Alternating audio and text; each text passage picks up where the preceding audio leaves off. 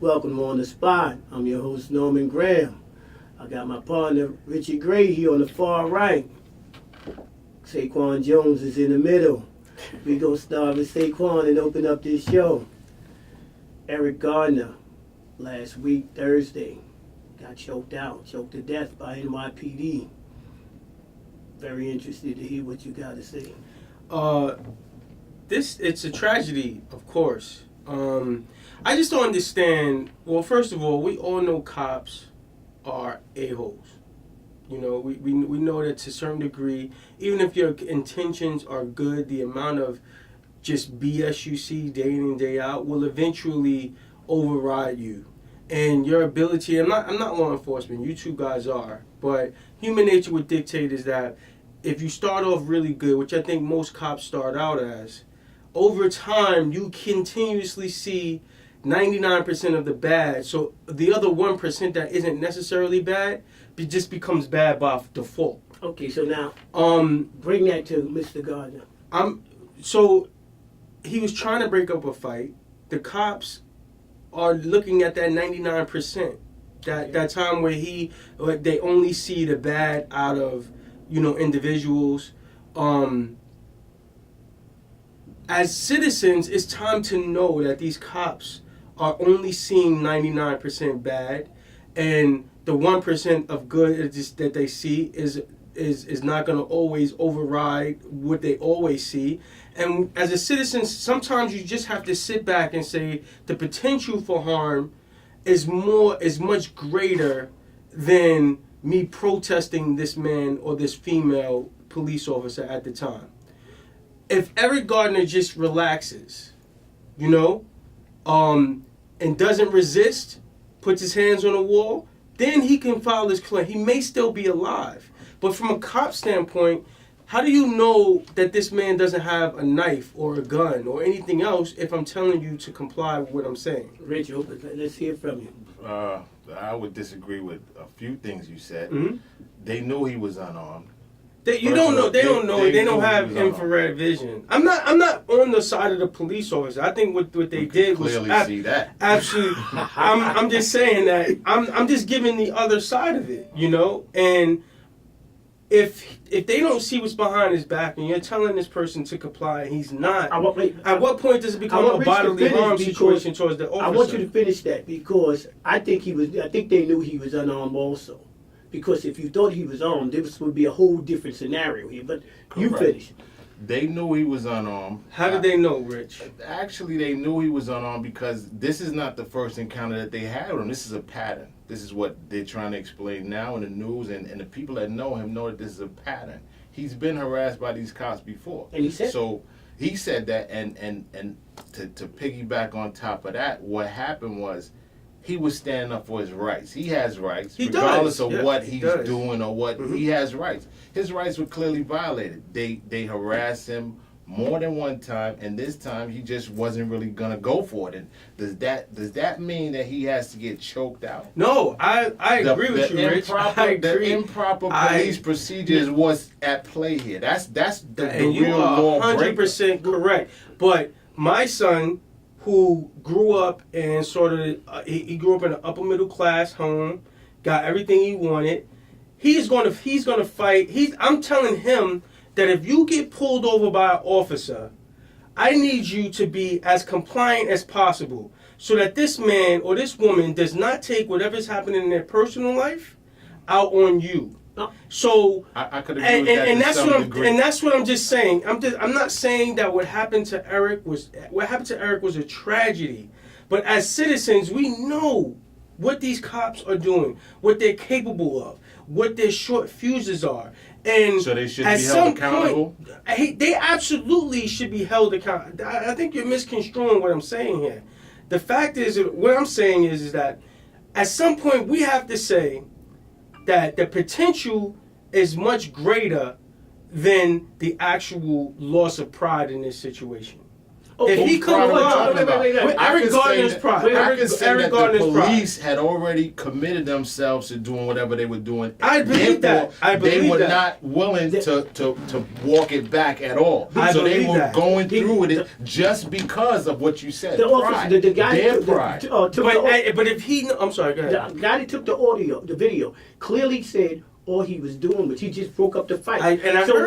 Maybe this is really about the fact that I know that you're always doing something. Because if you was here for the fight, then if you was here and saw what I was doing, you knew I was breaking up a fight instead of They didn't get there. selling They didn't cigarettes. get there. But they didn't get there until after the fight was broken up. Okay, so when did all the I'm saying to you is that when Eric knows, I know, my son knows that the pattern of these horrible individuals is constant. Okay. They don't want to talk. It's a machismo situation where they are going to be. That's not the law. It's not the law. Machismo is not the law. That's not the law, but they'll make it the law. I got something for you. Derek Booker said something. Derek Booker's a friend of ours. Had a Facebook battle as usual, and he's usually on the far right. But you know what Mr. Booker said?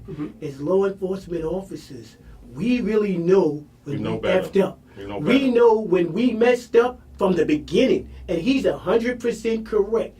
When you went through the training you did, after he's laying there on the ground, you're standing there scratching your head. How the hell am I explain this? You know you messed up. It's no ifs and buts about it. Now, Patty Lynch is the NYPD president's job is to clean up a mess.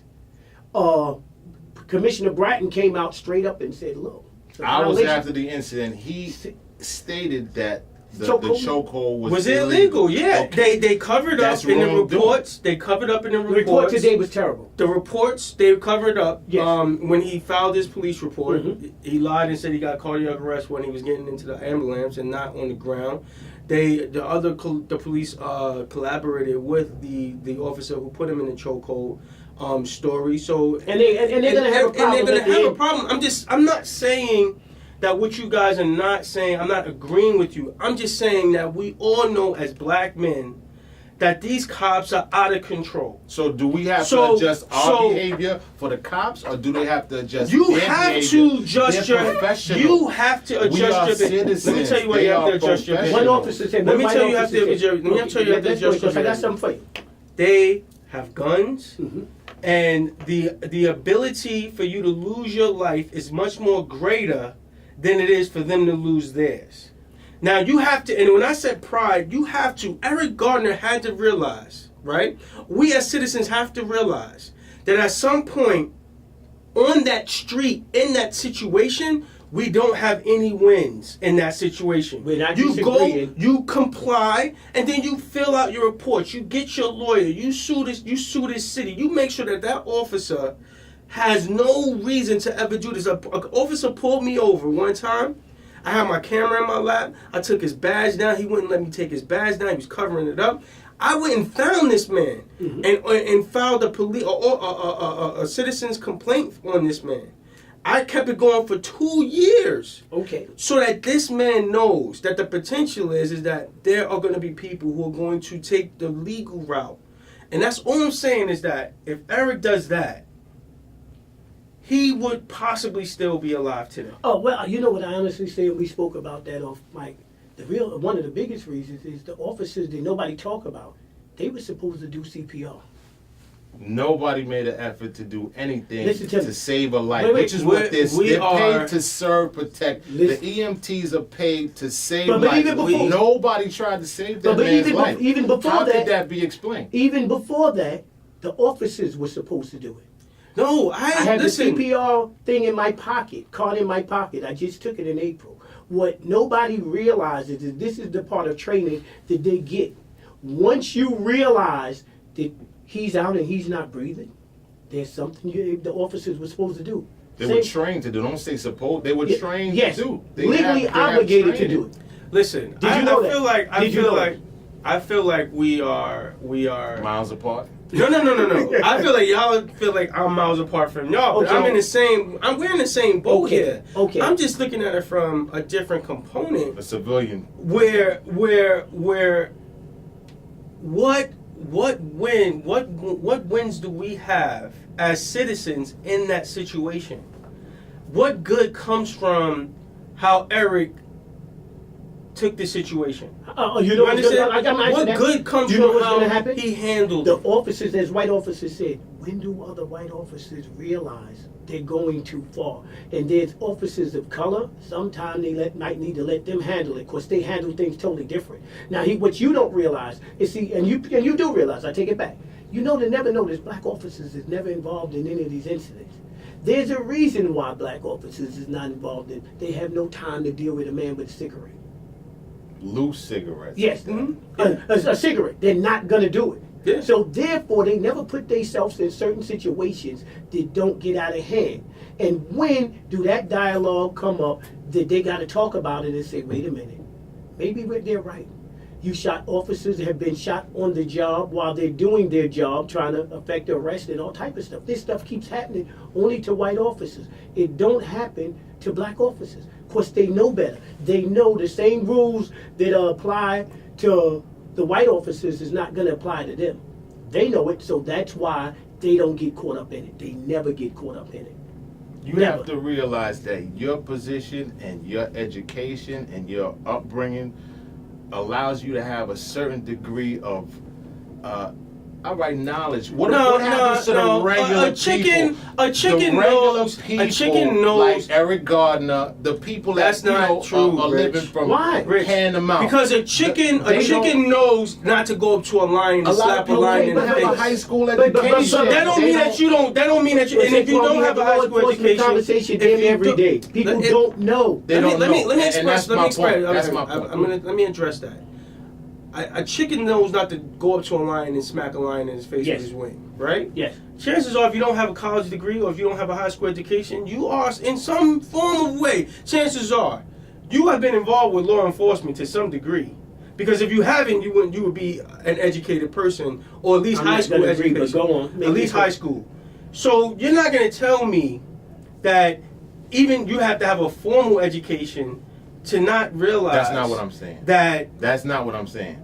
That's not the way Eric went about it. No, sometimes you're tired of it. That's not. Sometimes you catch me at that point. I don't want to hear it, and I use that. And you have to realize at what point does you don't wanting to hear it mean that you're going to take the legal route. Let me tell you why. I use that with stop and frisk, for example.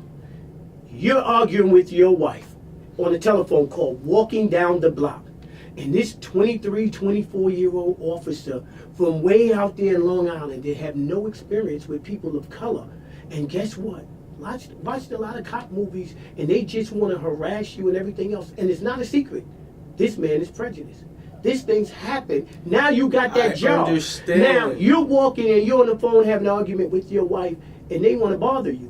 And you might not, you at that point that you don't feel like being bothered. Yes, because if I have an argument with my wife, I don't go to work. And you're walking down the block, you're talking on the phone. But it's the same situation, just changing the environment. You have to be able to control your emotions. And because if you don't, there's never going to be a positive that comes out of it. Okay. Can I ask a question?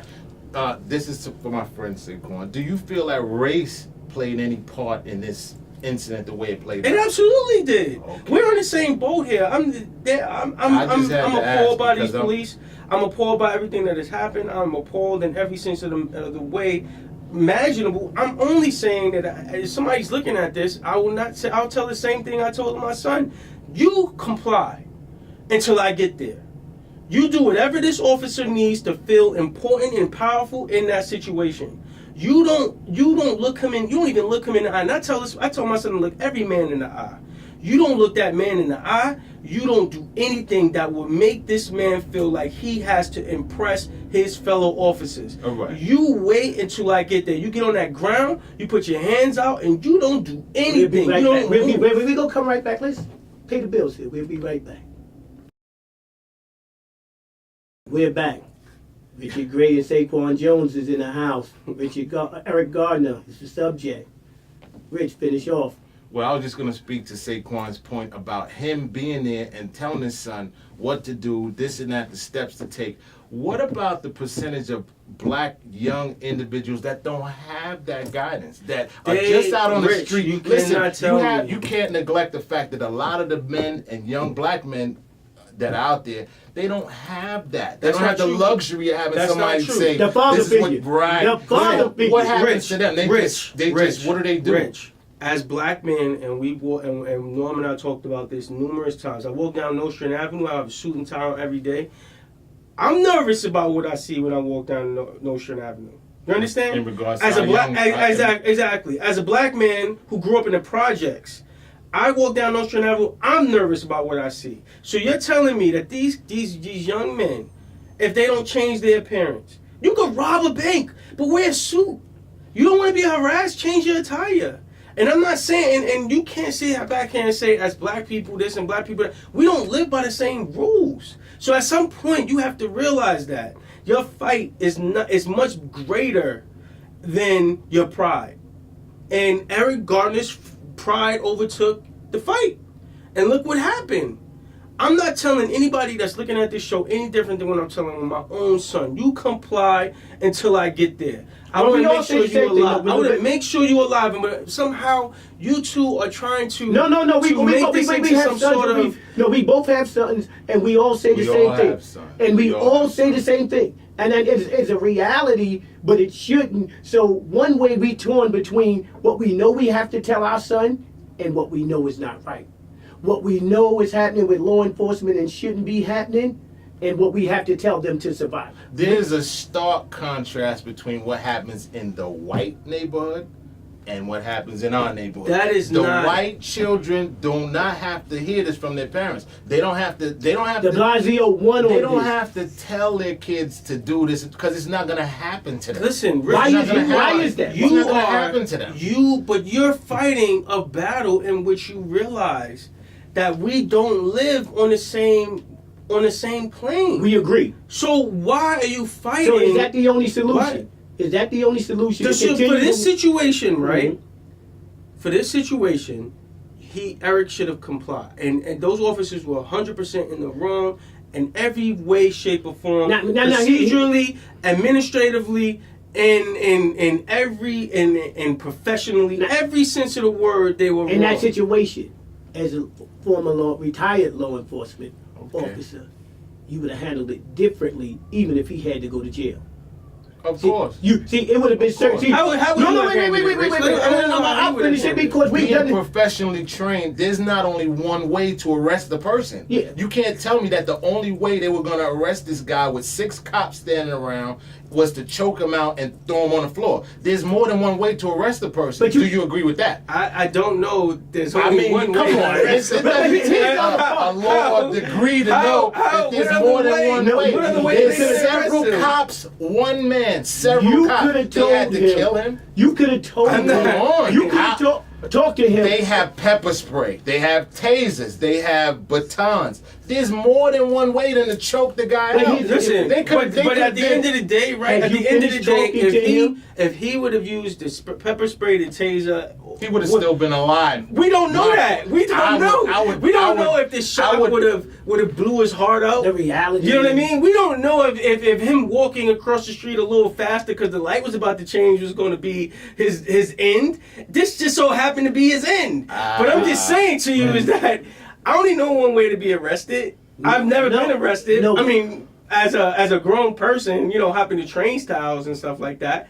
But I'm complying. Comply. Put your hands on the ground, and that's it. They could have. If the guy in the front had kept talking to him, he would have went. See, you didn't have to grab him first. You just had to prepare him for where he's going. Right. You could have got him to agree to arrest. Sure. How many times have we taken people where they don't want to go just by talking to them? He's the master. Listen, that he's the master. Into a cell and you don't even want to go there. You got claustrophobia. He can talk you into a cell. That officer was gonna. That was gonna happen with that officer. If it didn't happen at that point, it was gonna happen later on in the day with that officer. Saquan, here's the difference. So you touched on a point. He has a history of abusing. He does. The officer in the back, 99, that jumped on him. Pantangelo. Yes, had he waited, that guy in the front would have took care of that. It would have been taken care of. Just wait. I'm going to get you to do what you have to do. You're going to go. It's not going to be a bad situation. He would have calmed down, and you would have mentally prepared him for he's going. This happened. You know how to deal with it. You know the procedure. We got to go.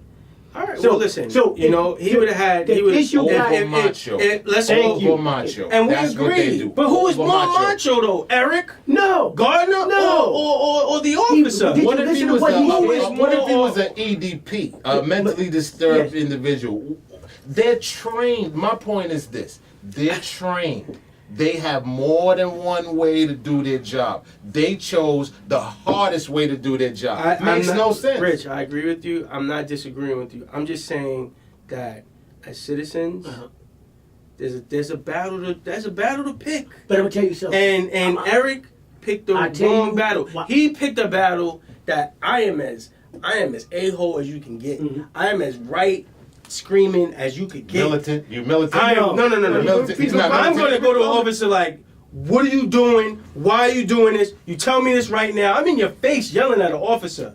Because at the end of the day, my background would allow me to fight this officer toe to toe. You're not gonna be able to say that whatever it is that you think I did is gonna stick in court.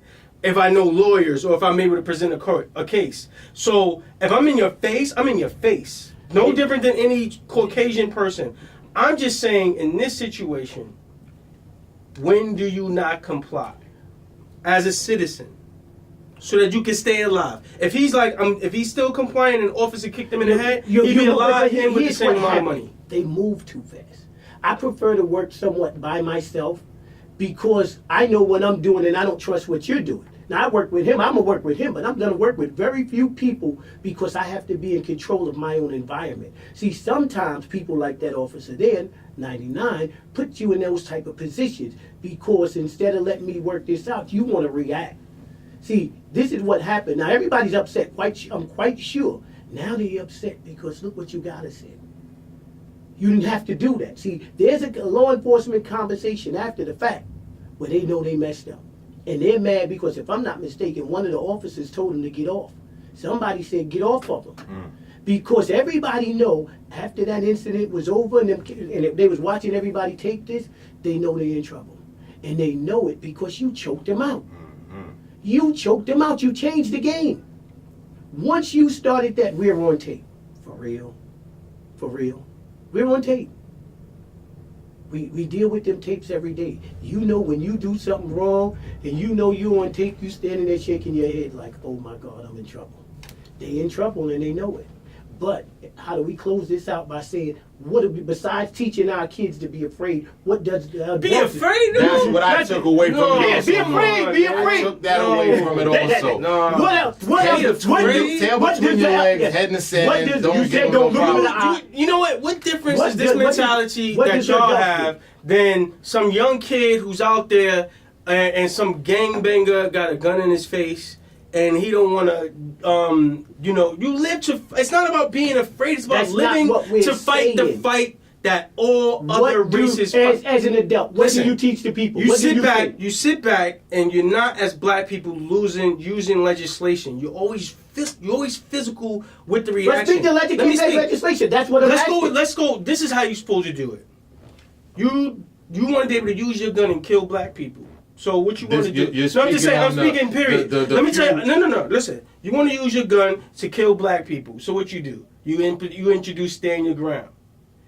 So when as black people are going to use legislation to fight our fight. That's what I'm asking. But you're not asking that. You're sitting there telling me that I'm telling my son to react What do scared we as do opposed to as fighting adults? smart. What And do that's we what the do problem is. as adults to change? I just told you, comply to fight another day, Okay. to fight the right way. All right, I'm going to That's say it. this.